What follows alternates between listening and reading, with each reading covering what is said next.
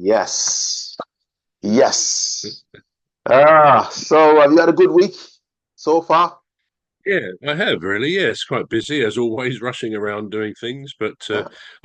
today. I've been sending some MP4s of my lyric videos to a station. I think it's based in this country, but they have something called XPTV, and they play people's videos around the world. Actually, they got a very wide reach. Oh, And anyway, the radio station called Spectrum on Air, they play a couple of my songs recently, and they said, "Have you got any videos?" I said, "Well, I've got videos, but they're stills, as you know, they're yeah. lyrics. I put the lyrics on, Yeah. and the pictures hopefully fit the well, they do. They fit the lyrics." So they said to send some in because they're quite happy to have a look and see if they can use them on their video channel. So you never know, something might come of it, but if it doesn't, onwards and upwards. Yeah, that's it. Well, the We thing is keep on, don't we? you've got to try, innit? You've got to at Of least, course, yeah, yeah. you've got to try, yeah. If it works out, good. Yeah. I mean, I think today, in fact, um, I just listened to one. I've had messages, a few messages today, and there's one guy playing two of my tracks between 6 and 8 tonight on a station. Another one in America actually playing it at 12 o'clock lunchtime Eastern Standard Time. So I'm well aware I think it's 5 or 6 5 hours I think behind I mean, us. So that yeah, means it should be 7 o'clock tonight. Well, if I get a chance to try and listen to the other one. I don't yeah. really get to listen to them when I'm told they're playing them, but it's encouraging that then they're getting on rotation in various places. I Various heard places. the other day in Australia there's a station, forget the name, but I think one or two of my tracks are going to be on rotation there as well. Wow. So yeah, you never know. Nothing may come of it all, but I hope it does.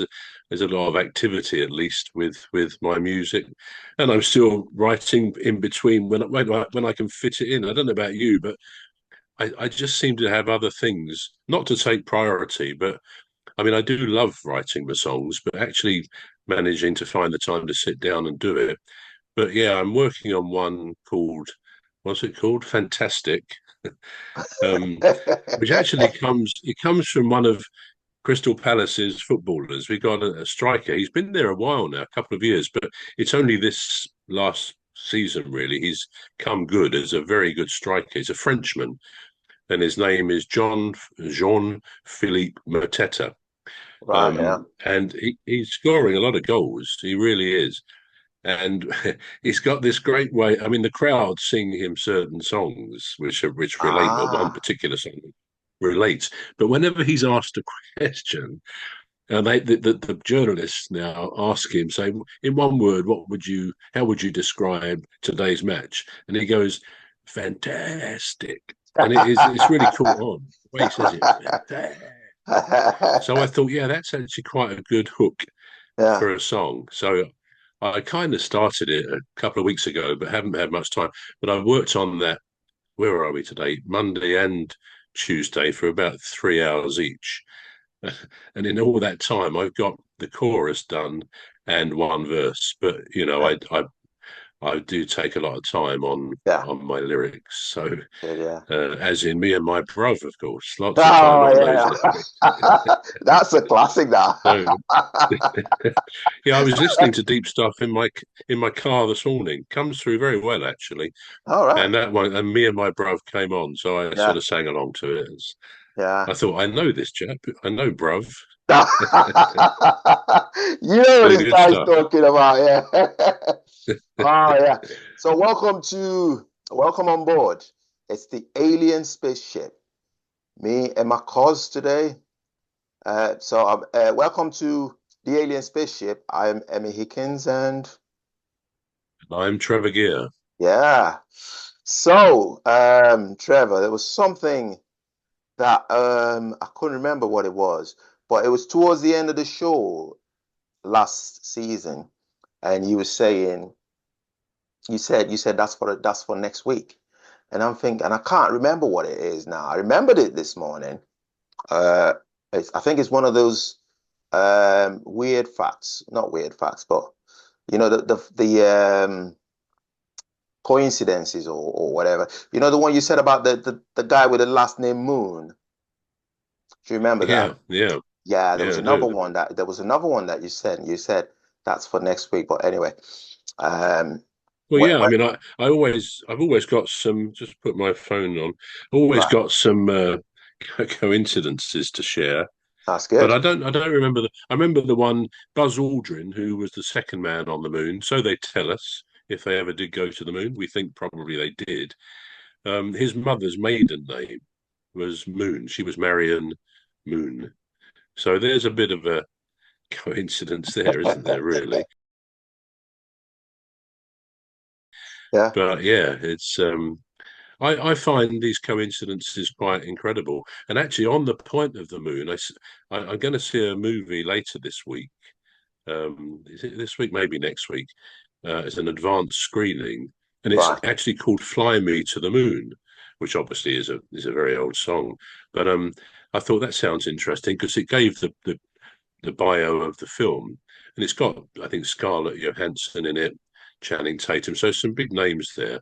But interestingly, the story it says it's a comedy drama, and the story is that um, whatever role um, Scarlett plays, she gets into a bit of a row with the the main controller, the main I can't think of the name, but Camcom or Comcam they call it. He communicates with the capsule, Yeah, Capcom, yeah.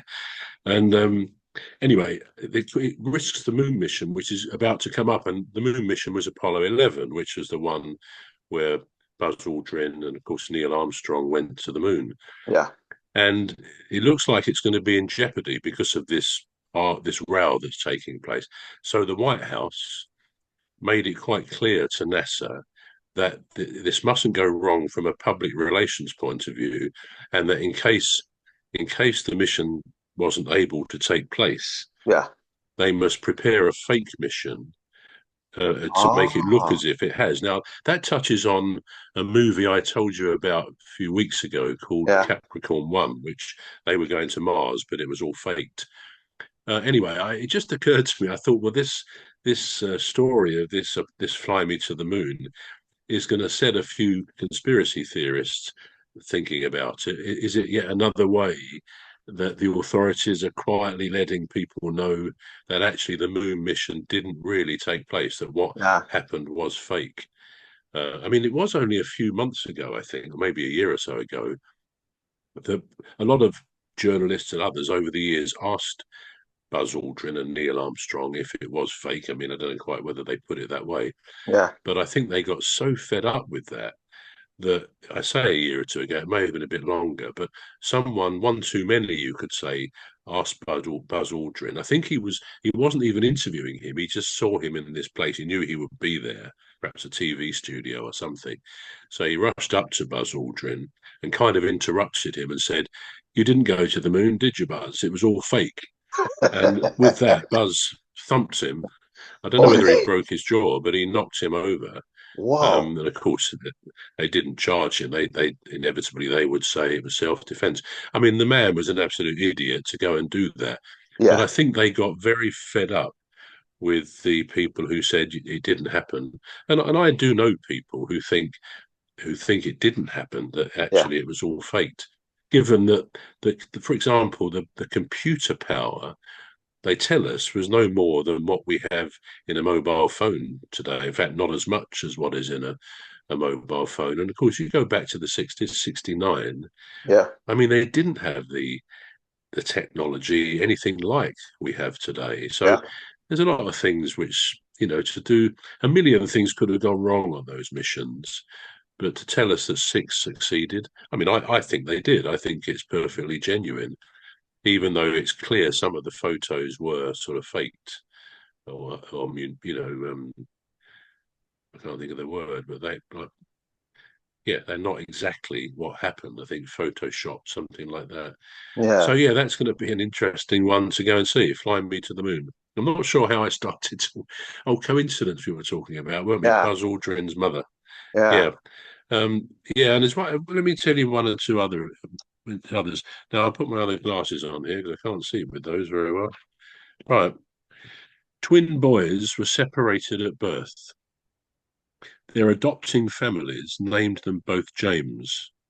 Coincidence, I guess. They both grew up with enforcement training, whatever that is, and then married a woman named Linda. So each Right. individual one, separated at birth, Yeah. married Linda. They both had boys, one of whom was named James Allen, Alan, Yeah. and one who was named James Allen, Allan. They divorced their wives, Linda, and remarried women named Betty. They both had a dog named Toy. I mean, I believe that's probably a true story, Yeah. but it's weird, isn't it? Weird. Yeah. I was just thinking about it. I'm thinking, well, how, Trevor, do you go about verifying the the substance or the authenticity in Yeah, these yeah. coincidences? Because obviously, so somebody's written them, but how true are they? Because obviously, I think there's some things that spread around the internet. So it gets shared and shared and shared and shared. And then people think, Mm, well, this must be true. I've seen it not yeah. on one place or on one post, but I've seen it on different posts. And of course, there are people that they call, I think they're called myth busters. And what they do is go and research these things and debunk them as being untrue. Mm. And I think there's a channel on, I think on, I think it's still on Sky. I don't know if it's, but they probably changed their names now. But they used to be called Meat Bunk. Yeah, Meat Bunkers.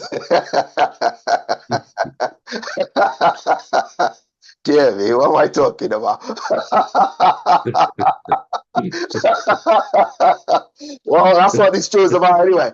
Right. So anyway, and there was this one about how they do in movies where they shoot a scene and these police guys they'd come out of the car and then use the car door as shield Mm. while Mm. they return fire to whoever is trying to shoot at them. And this bunch of guys called the Meatbusters, they actually said that wasn't true. So of course they don't just say it; they then reconstruct a similar thing using, probably a similar gun that the police Mm. shoot with, and it actually went through. So they they were like saying, so most of those things that you see on movies, and you think, well, I'm gonna do that if I'm in trouble. Well, let's hope we never, Mm. we never, we never It does come. seem a bit unrealistic, doesn't it, that a It does, car doesn't it? door would Yeah, would it, stop it the bullets. yeah, it does.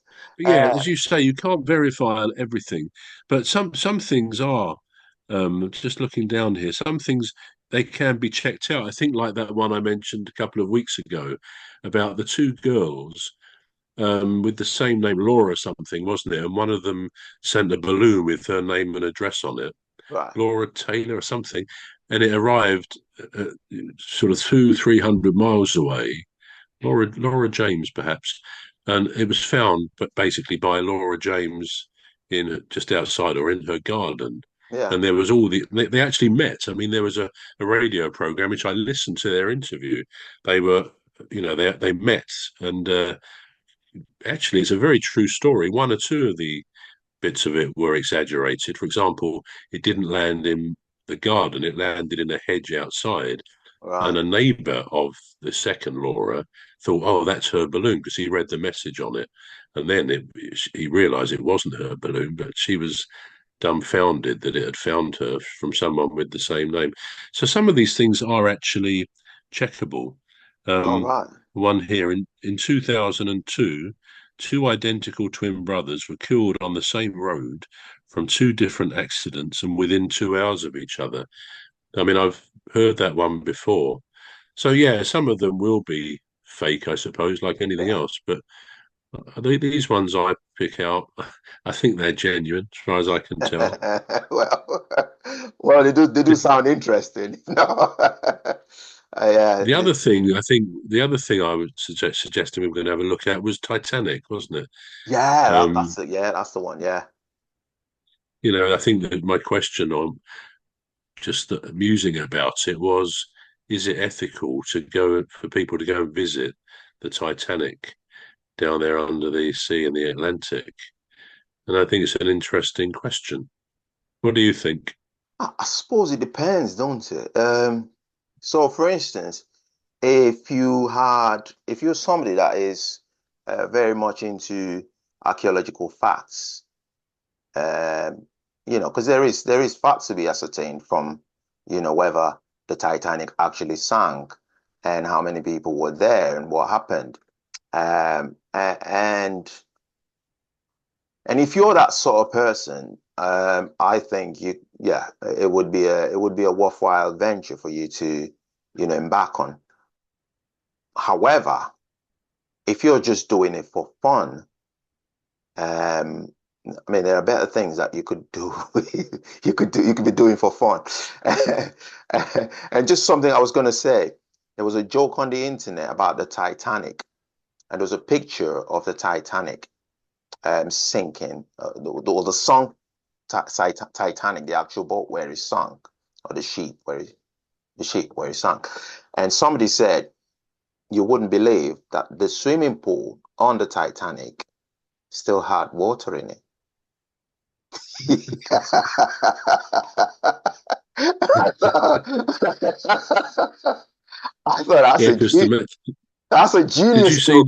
Yeah, go on, sorry. Yeah, did you see the film Titanic? Did you I watch that at did, all I years ago? did, I did. I'm Hmm. not a fan of the Titanic. I don't know why, but I saw it at the time. I did like it.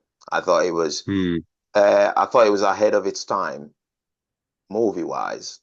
But now I wouldn't see it again. I don't know if it's because that time's passed. Sometimes you Hmm. watch a movie and you think, well, it made you laugh at that time, but then you've seen a lot of other things that's now made it Hmm. unamusing. I don't know, but yeah, I saw the Titanic. I liked was that Kate Winslet in it? I was Kate Kate Winslet. Winslet. Yeah. Yeah, Kate Yeah. Winslet. Kate Winslet and Leonardo DiCaprio. I thought they were both brilliant. I couldn't remember any of the other actors in it, but those two stuck out for me. And Hmm. and it just made me think, because I've heard people talk about things like, oh, if he had been on that flight, he would have died, or if he had been on that bus, he would have died, or this spared his life, or that little thing changed the course of time. Um, and I look at the Titanic and I'm thinking, well, if he had set off an hour late, would he still have had the same? Hmm.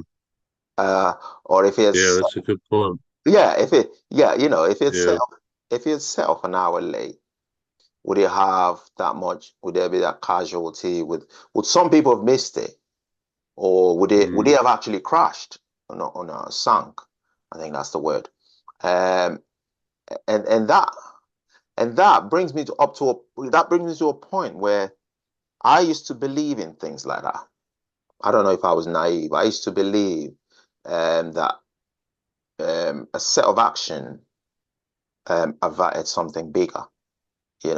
Or if I'd done that, maybe if I was trying to do something and I didn't succeed, and I thought, well, maybe that wasn't meant to be. Maybe if it had happened, it would have had a worse outcome or something like Yeah. that.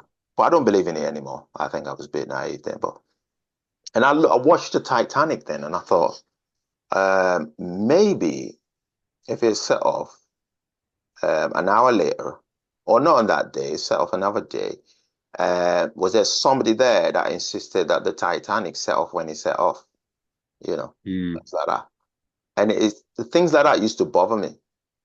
I used to I used to pay too much attention to little details in things like that. But then I think, well,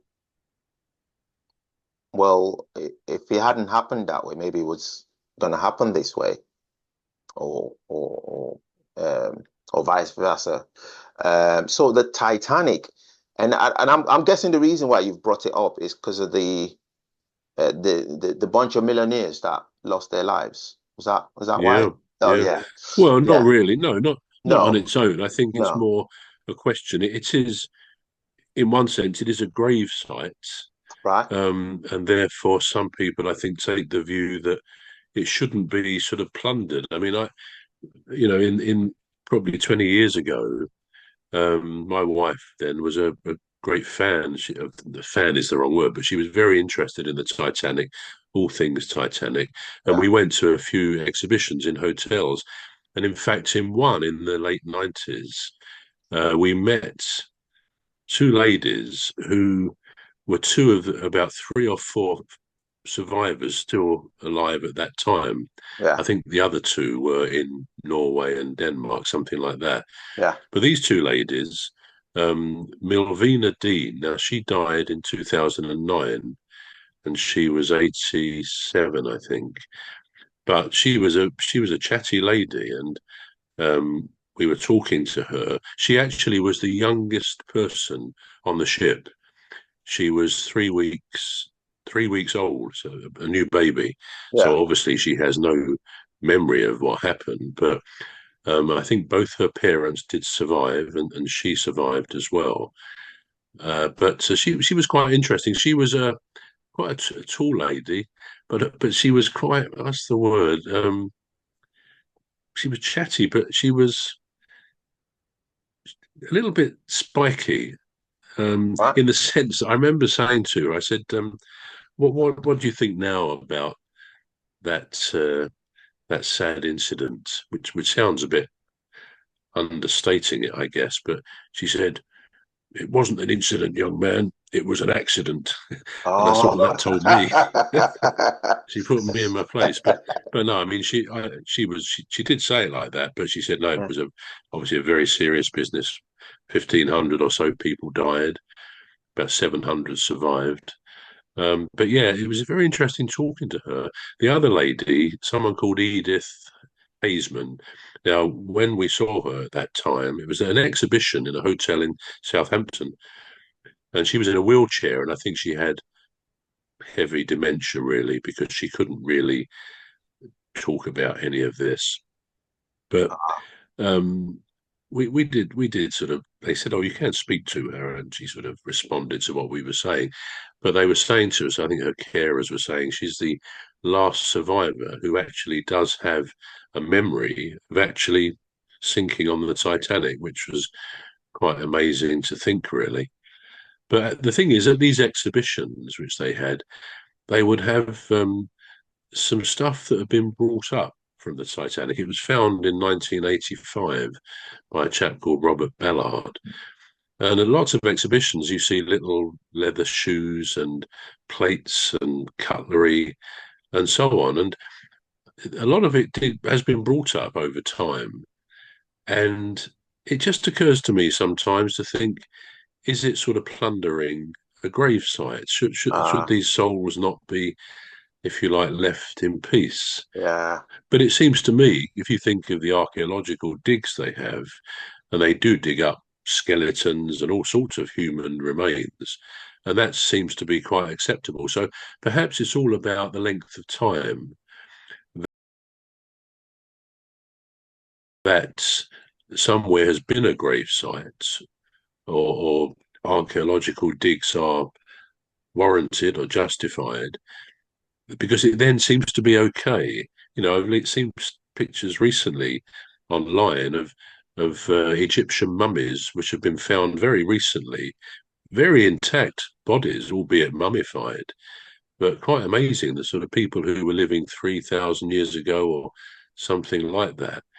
And there's no suggestion that, as far as I can see, that it's wrong to sort of investigate the past like that. Mm. But maybe with the Titanic, it may be too recent. And I have an idea that a lot of authorities are now saying that they shouldn't, if people can visit it, if they can, but not to bring anything back. That Yeah. wouldn't be right. I mean, James Cameron, who was the director of Titanic, he has visited the ship 33 times, which is quite remarkable, 33. isn't it? Wow. 33 times. Um, but Wow. yeah, of course, the big famous thing a year ago, 17th of June, was the Titan submersible. I think it was called Ocean Gate. And of course, after 45 minutes, they lost contact. So a huge Yeah. search was launched Yeah. above the surface of the sea and below. But they imploded and died instantly, they think, within about 1,600 meters of the ship, I Mm. believe. So it's quite ironic that, in a way, Titanic claimed five more victims. Yeah. So again, maybe there's something saying you shouldn't visit that ship. I don't know. I don't know. Yeah. Yeah. Just seems an interesting question, doesn't it? Yeah. I, I mean, when that news broke, I thought, Why would anybody want to go and visit the Titanic?" At the time, that's what I Mm, thought. But later on, I thought, you know what? Maybe some people do have valid reason for wanting to, mm, actually visit the Titanic because we're all varied in our sense of entertainment, aren't we? Some people like what they like. There's nothing you can do about it. Some people like jumping off a plane. Some people like jumping off a high bridge. Some people mm, just want to sit somewhere and watch people do that. But yeah, it does. It did make me angry at first because I thought to myself, and I think my anger must have been influenced by what people were saying about it. So what people were, because people had their own opinions about, oh, how could they spend that much money for that? When mm, millions are starving, but later on, I had to readjust my thinking and my opinion on it. And I thought, you know what, if you've got the money and you want to do something that makes you happy, mm. what's stopping you from doing it? And Yeah, it's not yeah. like they were doing anything that was immoral, or it all depends on what people's definition of morals is these days. But they were just trying to learn something. They were trying to probably curiosity. They just wanted to know more Mm. about, and why not? But that's where I would draw the line, actually. I wouldn't go deep down into the sea, and I certainly wouldn't go up there. You wouldn't go up there. No, I wouldn't. Well, I wouldn't, Trevor. I wouldn't get on a spaceship and, oh, I see. I thought you meant flying in an aeroplane. You no, go in an well, aeroplane. I would if it's absolutely necessary. It has to be absolutely necessary for me. I don't see it as a form of, we want to go on holiday and get on a plane because I've got a phobia of flying. But if Have it's you? I do, yeah, yeah, I do have a phobia of flying. But if it's absolutely necessary, then I would. For instance, if I've got, say, a gig or a speech that is gonna forms part of my work, obviously I'm gonna do it. But Mm. just doing it for fun, it's just doesn't appeal to me. It doesn't it doesn't equate the level of danger that I'm putting myself into. I've got to weigh it up. Right. So I want to go and lie on the beach, and I have to get on a plane. Yeah. I'd rather go on what's that? Euro train. Eurostar. Yeah, that one. That one you get from Waterloo. Um, you get on from Waterloo. That's great. It's a great way of traveling. Or you can go from Victoria. You can go on the coaches from Victoria to France, for instance, and go all over Europe. So that's another um, alternative way of traveling for me. But the plane Mm. is just, yeah, the plane just scares me. I don't know. I don't know. I hope I get over it. I'll get over it for money. If if it's money on the other Yeah, side, yeah. I'll I go. I'll mean, go and people do. need, yeah, you need a reason to sort of Yeah, try and, if you don't have to deal with a phobia, it's easier not to. I think that's the psychology for everybody. But I think. I mean, I have to say that I'm not sure I would say I'd had a phobia, but I used to be quite a lot more apprehensive in an aeroplane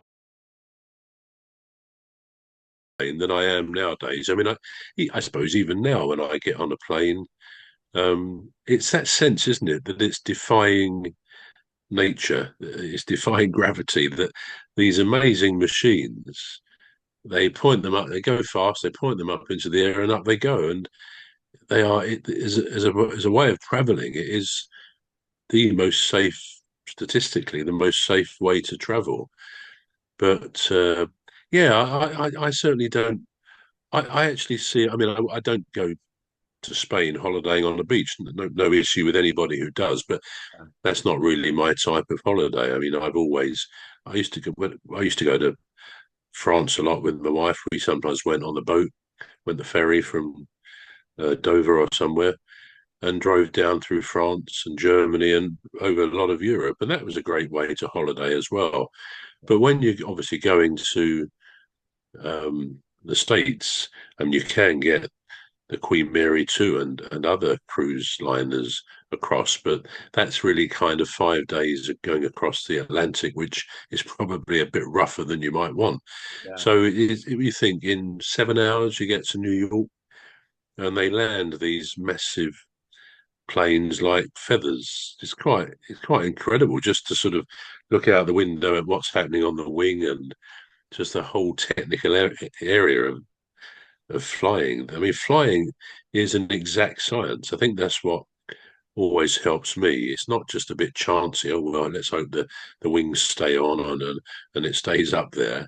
Yeah. It's an exact science, and of course we know human ingenuity is incredible, quite incredible. So yeah, going back to what you said though, what if this, what if that?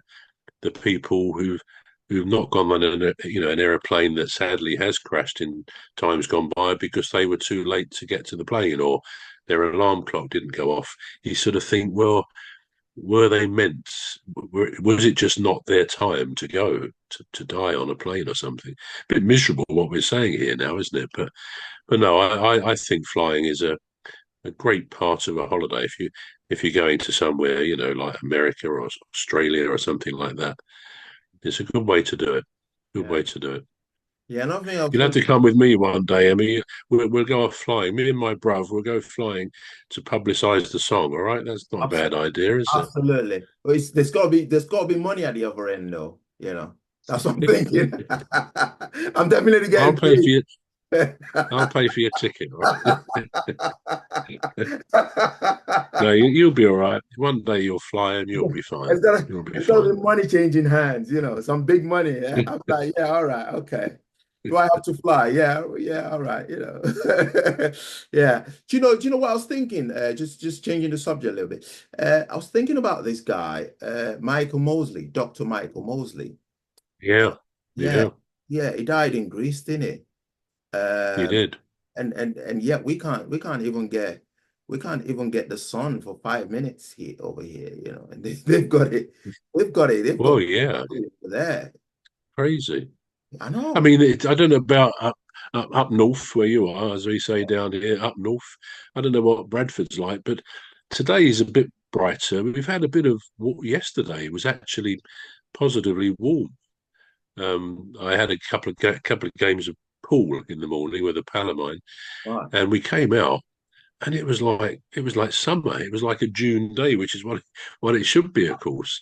Yeah, and it stayed like that. There was a little bit of rain last night, inevitably, but I don't know whether have you watched much of the football? Because if you have, you will have noticed that the rain they're getting in Germany, we Yeah. think we think Britain, England is bad, and Manchester doesn't have the best reputation for rain, does it?